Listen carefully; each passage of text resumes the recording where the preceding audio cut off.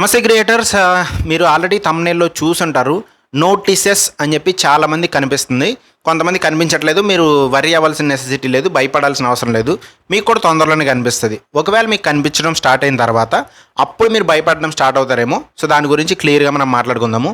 So YouTube shorts open చేస్తే, మీ ఛానల్లో మీ shorts open చేస్తే అక్కడ నోటీసెస్ అని కనిపిస్తుంది అనమాట. సో దీనివల్ల ఏమైనా డేంజరా అని చెప్పేసి మనం ఈ వీడియోలో క్లియర్గా మాట్లాడుకుందాము.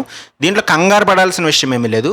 ముందుగా ఒక విషయం గుర్తుపెట్టుకోండి, ఈ నోటీసెస్ అనేది మీరు పెట్టిన ట్యాగ్ కాదు, మీరు ఏదో సెలెక్ట్ చేసుకున్న ఆప్షన్ కాదనమాట. ఇది యూట్యూబ్ సిస్టమ్స్ ఆటోమేటిక్గా ఇచ్చే ఇన్ఫర్మేషన్ లేబుల్ లాంటివి. ఇన్ఫర్మేషన్ లేబుల్ అంటే ఏంటి? ఇది ఇలాంటిది, ఇది ఇలాంటిది, ఇది ఇలాంటిది, వీడియో ఇలాంటిది అని చెప్పేసి చెప్పడానికి ఒక ట్యాగ్ లాంటిది అనమాట. ఇన్ఫర్మేషన్ లేబుల్ అనుకోవచ్చు, మీరు జస్ట్ ఒక మార్క్ లాంటిది అనుకోవచ్చు. చాలా సిచ్యువేషన్స్లో మీ వీడియోస్లో ఉన్న మ్యూజిక్కి కాపీరైట్ క్లెయిమ్ రావచ్చు, లేదా మీరు ఏఐ ద్వారా చేసిన వీడియోస్ అవ్వచ్చు, ఆల్టర్డ్ కంటెంట్ ఎస్ అని పెడతారు కదా, సో అలాంటివి అవ్వచ్చు, లేదా ఇంకేదైనా పాలసీకి సంబంధించిన ఇన్ఫర్మేషన్ని చూపిస్తుంది అనమాట యూట్యూబ్. చాలామంది క్రియేటర్స్ ఇది ఏమైనా డేంజరస్ ఏమో చెప్పి భయపడుతూ ఉంటారు. ఛానల్ పోతుందేమో, డౌన్ అయిపోతుందేమో, లేకపోతే మానిటైజేషన్ పోతుందేమో చెప్పి భయపడుతున్నారు. మీ వీడియోలో కాపీరైట్ క్లెయిమ్ కానీ, యాడ్ సూటబిలిటీ కానీ, యాడ్ సూటబిలిటీ అంటే యాడ్స్కి ఇది కరెక్ట్గా సూట్ అవుతుందా లేదా, ఇలాంటి సీరియస్ ఇష్యూస్ లేకపోతే ఇది కేవలం ఇన్ఫర్మేషన్ ప్యానల్ మాత్రమే అనమాట. దీనివల్ల మీ వీడియోకి రీచ్ కానీ, ఛానల్ గ్రోత్ కానీ ఎటువంటి సంబంధం లేదు. మీరు దాన్ని క్లిక్ చేస్తే లోపలికి వెళ్తే కనిపిస్తుంది మీకు షాపింగ్ డిజేబుల్ అయిందా, లేకపోతే కాపీరైట్ క్లెయిమ్ పడిందా, అవన్నీ చూపిస్తుంది అనమాట క్లియర్గా. లోపలికి వెళ్ళి మీరు చూసుకోవాలి ప్రతి వీడియో పైన. అండ్ ఒకవేళ మీకు ఇది కనిపిస్తే భయపడకూడదు. ఫస్ట్ పాయింట్, మీరు కంప్యూటర్ లేదా మీ ఫోన్లో యూట్యూబ్ స్టూడియోలోకి వెళ్ళండి.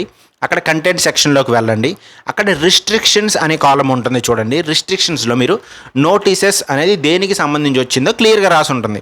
ఇది నోటీస్ వస్తే మీకు క్లెయిమ్ వచ్చేసినట్టు కాదు, నోటీస్ వస్తేనే మీకు షాపింగ్ వచ్చేసినట్టు కాదు, షాపింగ్ పోయినట్టు కాదనమాట. అక్కడ మీకు రిస్ట్రిక్షన్స్ దగ్గర ఆర్ ఈ నోటీసెస్ దగ్గర డాష్ ఉంటే, నన్ అని ఉంటే మీరు భయపడాల్సిన అవసరం ఏం లేదు. అంటే మీకు ఎటువంటి ఇష్యూ లేదనమాట.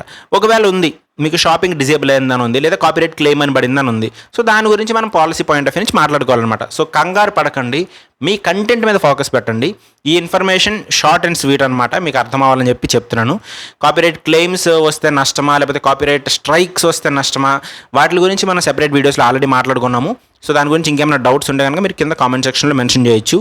మీకు నా నోటీసెస్ అని కనిపించిందా లేదా అనేది చెప్పండి. దానివల్ల మీరు ఏమన్నా భయపడుతున్నారు అనేది కూడా కింద కామెంట్ సెక్షన్లో పెట్టండి. దాని గురించి ఇంకా క్లియర్ వీడియో, ఈ నోటీస్కి అయితే ఇలా, ఈ నోటీస్కి అయితే ఇలా, ఈ నోటీస్కి అయితే ఇలా అని చెప్పేసి క్లియర్ వీడియో అయితే మనం మాట్లాడుకుందాము. So stay tuned. మీకు కావాలంటే కానీ కింద కామెంట్ సెక్షన్లో మెన్షన్ చేయండి.